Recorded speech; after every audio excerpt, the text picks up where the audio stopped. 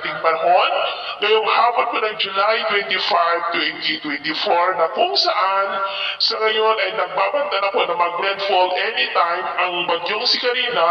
dyan po sa may eastern part ng China. Nakalabas na po ito sa ating area of responsibility, pero yung habagat ay patuloy pa rin itong hinahatak na nagdudulot pa rin ng maulan na panahon sa kanlulang bahagi po ng ating bansa, lalo na po dito sa Luzon. Samantala sa silangan ng Mindanao, ngayon yung napapansin ay meron na pong namumuo na ITCZ o yung Intertropical Convergence Zone. Noon yan po ay salubungan ng mga hangin na mula sa northern at southern hemisphere, at dahil sa salubungan ay nakakabuo po mga yan ng sirkulasyon, kaya po yan kinagulian na breeding ground ng mga sama ng panahon, at nakapaloob po dyan ang shallow LPA nating binabantayan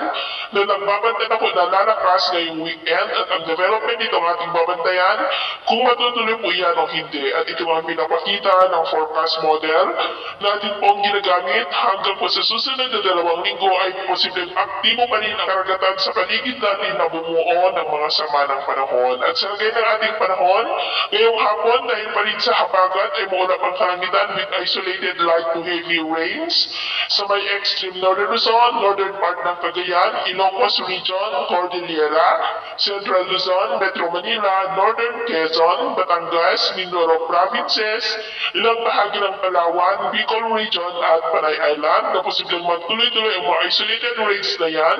lalo na po sa Ilocos Region, Central Luzon, Metro Manila